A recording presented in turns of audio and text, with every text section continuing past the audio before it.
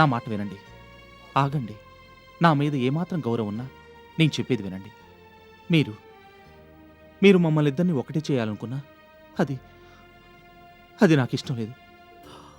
సతీష్ గారు, అవును, నేను ఉన్న నిజమే చెప్తున్నాను. మంచుకో చెడుకో ఇలా ఇద్దరం వేరైపోయాం. మళ్ళీ ఒకటి కావటం జరగని పని. పైగా పైగా కళకది సుతరాము ఇష్టం లేదు. ఆ విషయం నాకు స్పష్టంగా తెలుసు. కాబట్టి ఆ ఆలోచన మానుకోండి. సతీష్ గారు, అవును,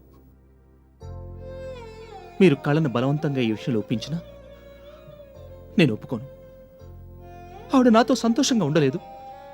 నాకు ఆ విషయం స్పష్టంగా తెలుసు. అందుకే కళ కోసమే నేను ఈ నిర్ణయం తీసుకున్నాను. ఆవిడ జీవితంలోకి ప్రవేశించే అర్హత నాకు లేదు. ఆవిడికి మీరే అన్ని రకాలుగా సరిపోతారు. మీరు ఆవిడని పెళ్లి చేసుకోవాలని తీసుకున్న నిర్ణయం సరైందే. ఆవిడ తప్పక ఈ పెళ్లి ఒప్పుకుంటుందన్న నమ్మకం నాకుంది. అవసరమైతే నేను వచ్చి ఆవిడ ఒప్పిస్తాను. ఇప్పటికైనా హాయిగా ఆనందంగా ఉండమని చెప్తాను. సతీష్ గారు, అవును, నేనే వచ్చి ఈ విషయం చెప్తే కళ ఒప్పుకోవచ్చు. ఏంటి మీరు మాట్లాడేది? అసలు ఈ లోకంలోనే ఉన్నారా? ఒక భర్త మాట్లాడాల్సిన మాటలనేవి మీ భార్యని నాకిచ్చి చేస్తానంటారా? పైగా మీరే వచ్చి ఒప్పిస్తారా? హ్మ్. ఇప్పటికి నేను చేసిన తప్పులు చాలు. ఇంకీ మాటలు వినలేను. అసలు ఈ ఆలోచనలే తట్టుకోలేకపోతున్నాను. వద్దు, దయచేసి అలా మాట్లాడకండి. నేను మీ ఇద్దరికి దగ్గరుండి మళ్ళీ పెళ్లి జరిపిస్తాను. లేదు, నేను మీకు చెప్పేది అర్థం కావట్లేదు. కళ సంగతి నాకు బాగా తెలుసు. ఆవిడకి నాతో పెళ్లి సుతరాము ఇష్టం ఉండదు. Please forget it. Stick to your original plans. మీరైనా నేనైనా కళ సంతోషమే కోరుకుంటున్నాం కాబట్టి నేను చెప్పినట్టు వినండి. కళ మనసు నాకు బాగా తెలుసు. మీతో అయితే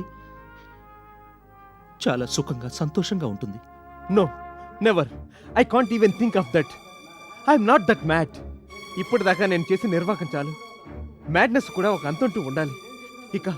ఇక మీరేం చెప్పినా నేను వినను.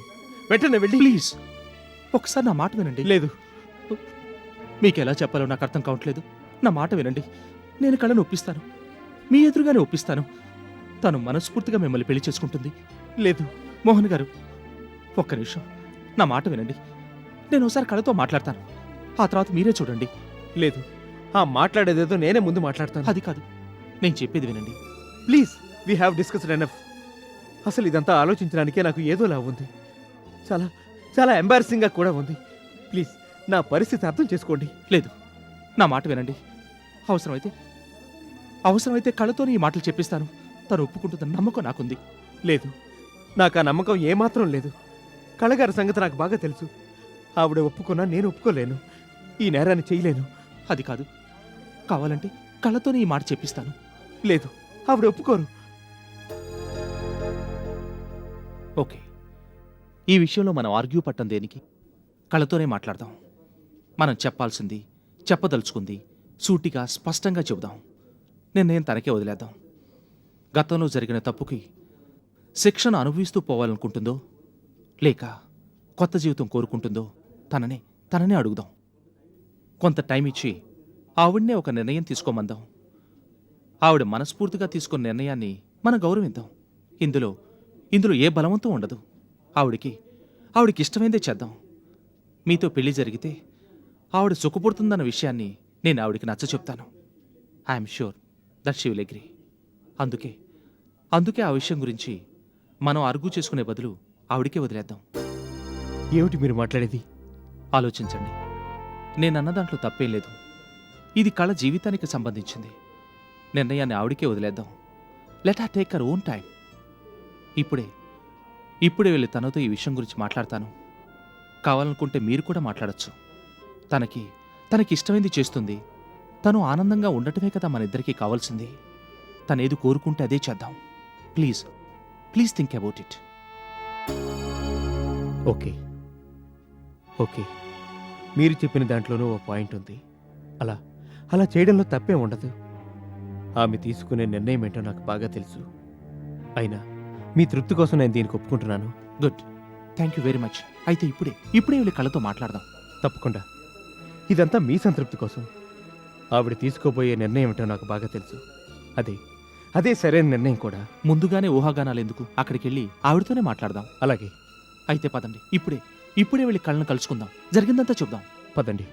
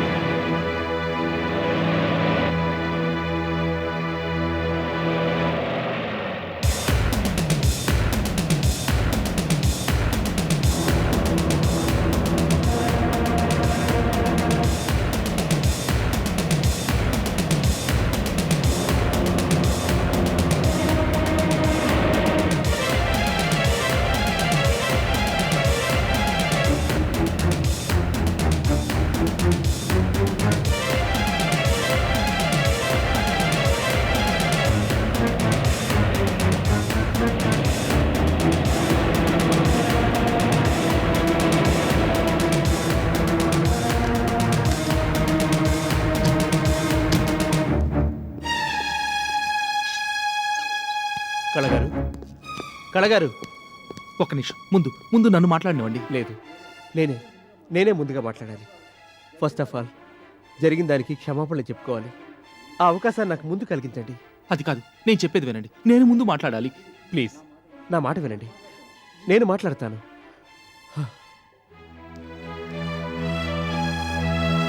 కళగారు, కళగారు, కళగారు, కళగారు, కళగారు,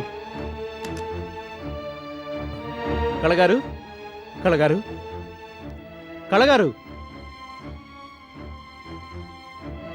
సుబ్బయ్యమ్మ, సుబ్బయ్యమ్మ, సుబ్బయ్యమ్మ, సుబ్బయ్యమ్మ. అయ్యా, కళగారేరి కనపడడం లేదు. ఏమయ్యారు?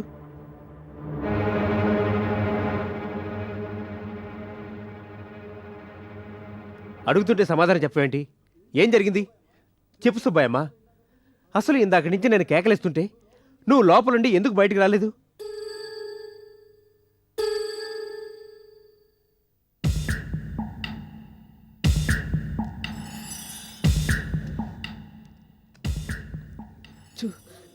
చూడండి, మీకే అర్థమవుతుంది.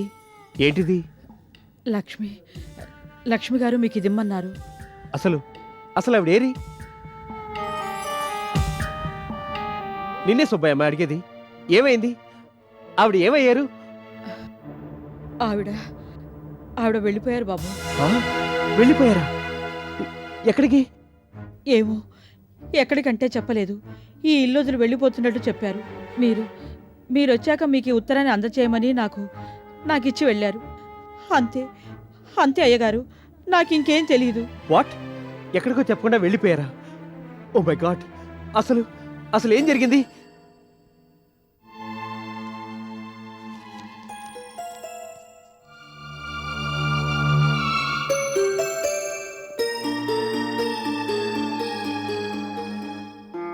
శ్రీ మోహన్ గారికి నమస్తే. మీకసలు ఈ ఉత్తరం ఎలా రాయాలో నాకు అర్థం కావడం లేదు. కానీ రాయక తప్పడం లేదు. పొట్టకూటి కోసం మీ ఇంట్లో అడుగు పెట్టాను. రవి లాంటి మంచి బాబుకి గవర్నెస్గా ఉండటం నా అదృష్టం అనుకున్నాను. మీది కూడా చాలా మంచి మనసని రాగానే గ్రహించాను. ఇక్కడైనా నా మనసు ప్రశాంతంగా ఉంటుందని, ఏ ఆలోచనలు లేకుండా హాయిగా ఉండొచ్చని ఊహించుకున్నాను. కానీ ఏం లాభం, అలా జరగలేదు.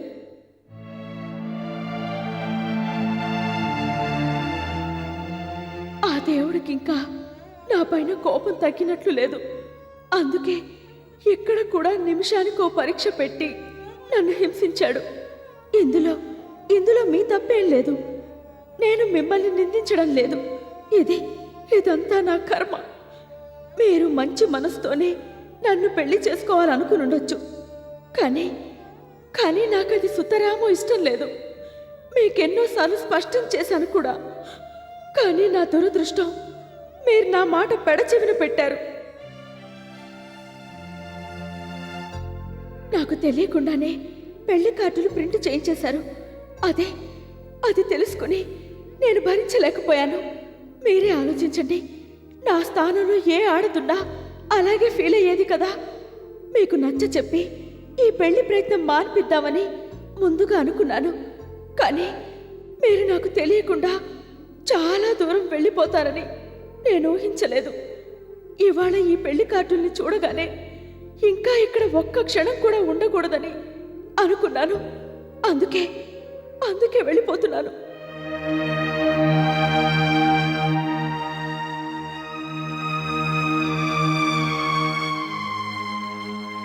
ఇది మీ మీద కోపంతో నేను తీసుకున్న నిర్ణయం కాదు.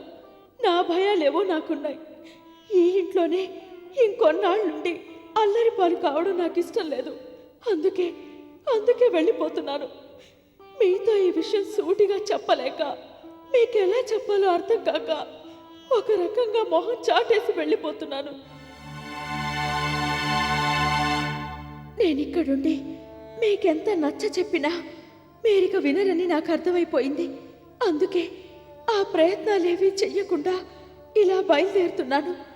నాకు తెలియకుండా మీకేమన్నా ఆశలు కల్పించుంటే, ఏదన్నా తప్పుగా ప్రవర్తించుంటే నన్ను క్షమించండి. మీ ఆశలన్నీ అడి ఆశలు చేస్తున్నట్లయితే క్షమించండి.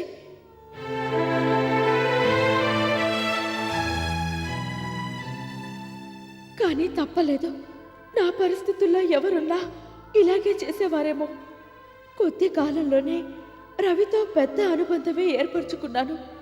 ఒక రకంగా చెప్పాలంటే అతన్ని వదిలి వెళ్ళిపోవాలంటే చాలా బాధగా ఉంది. అదే తనకి చెప్పకుండా వెళ్తున్నందుకు మరింత విచారంగా ఉంది. తనకి తెలియకుండా తన టీచర్ వెళ్ళిపోయిందని తెలిస్తే రవి ఎంతగా కుమిలిపోతాడో నాకు తెలుసు. కానీ ఏం చెయ్యను, ఆ పసి మనసుని కష్టపెట్టక తప్పడం లేదు. మీరే ఏదో విధంగా నచ్చ చెప్పండి.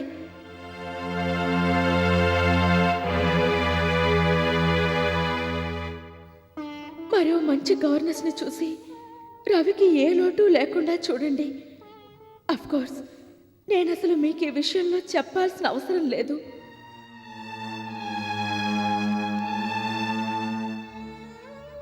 తండ్రిగా రవి పట్ల మీకున్న అనురాగం ముందు నాదంతా ఏదో మనసుండబట్టలేక ఇలా రాస్తున్నాను. రవిని బాగా చదివించండి. నేనెక్కడున్నా రవి గురించి అప్పుడప్పుడు కనుక్కుంటూనే ఉంటాను.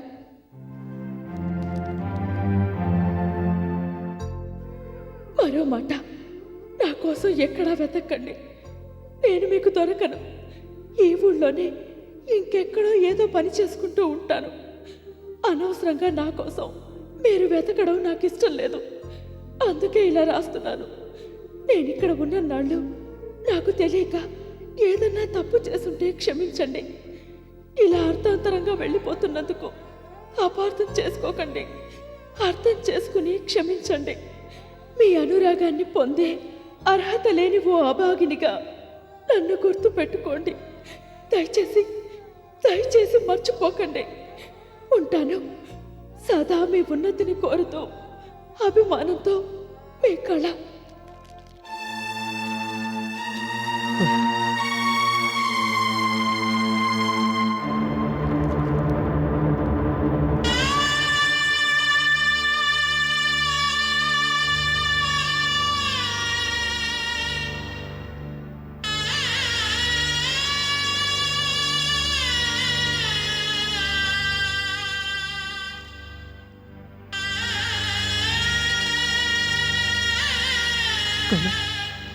కళ మళ్ళీ దూరం అయిపోయింది. నాకే కాదు, మీకు కూడా దూరం అయిపోయింది. ఇదంతా నా తప్పే. నేను చేసిన మహాపరాధం. నేను చేసిన తప్పుకి ఆమె మీకు కూడా దూరం అయిపోయింది. ఒక రకంగా ఆ దేవుడు మిమ్మల్ని చేరువ చేయడానికి ఇక్కడికి రప్పించాడేమో. మధ్యలో నేను అడ్డు తగులుకొని మళ్ళీ మిమ్మల్ని దూరం చేసినట్లయింది. ఆలోచిస్తూ ఉంటేనే నాకు గుండె బద్దలవుతోంది. Please please forgive me Satish గారు. నా పాపానికి నిష్కృతి లేదు. అయినా అయినా పెద్ద మనసుతో నన్ను క్షమించండి. ప్లీజ్ ప్లీజ్ మోహన్ గారు, కంట్రోల్ యువర్ సెల్ఫ్. నేను ఇంతకు ముందే చెప్పాను, ఇందులో ఎవరు తప్పు లేదని. కళ్ళ వెళ్ళిపోవటానికి మీరు మంచి మనసుతో చేయాలనుకున్న దానికి ఏ సంబంధం లేదు. ప్లీజ్ ఇంకా దాని గురించి ఆలోచించకండి. దయచేసి జరగాల్సిన దాని గురించి థింక్ చేయండి. అవును, మీరు చెప్పేది నిజమే. ఇప్పుడు ఏం చేయాలి? కళగారు ఎక్కడికి వెళ్ళి ఉంటారు? సుబ్బయ్యమ్మా, అయ్యా కళగారు ఎలా వెళ్ళారో ఆయన తెలుసా నీకు? లేదయ్యా, పెట్టె పట్టుకొని నడుచుకుంటూ వెళ్ళిపోయారు. మరి ఎటెళ్లారో తెలీదు. ఆటో పట్టుకుని వెళ్ళారో బస్సు ఎక్కి వెళ్ళారో కూడా తెలీదు. తన వెనక రావద్దని కూడా నాతో గట్టిగా చెప్పారయ్యా. మరి ఇప్పుడు ఏం చేసేది? ఆవిడ కోసం ఎలా వెతకాలి?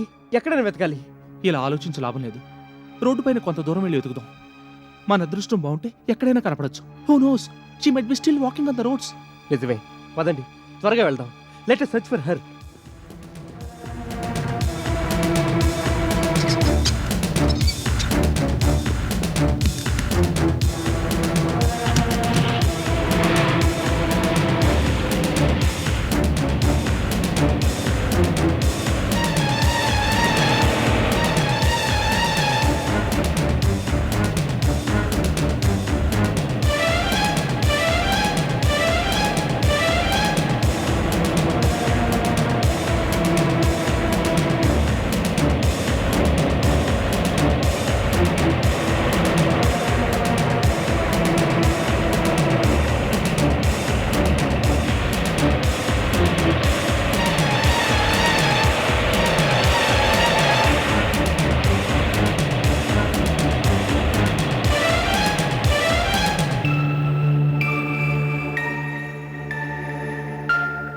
ఎక్కడికి వెళ్ళారో ఏంటో. ఇప్పుడు ఏం చేయాలి? ఒకవేళ డైరెక్టర్ రాము గారికి ఏమైనా తెలిసేమో. రాము గారా? అవును, ఆయనకి కళగారు బాగా తెలుసు. ఆవిడ ఎక్కడికి వెళ్ళిందో ఆయనకి ఐడియా ఉండుండొచ్చు. హూనోస్, ఆయనతో కళగారి ఈ విషయం చెప్పుండొచ్చు. Let us try. ఆయన ఎక్కడున్నారు? హైదరాబాద్లో ఉండుంటారు. ఆయన నెంబర్ నా దగ్గర ఉంది. పదని ట్రై చేద్దాం.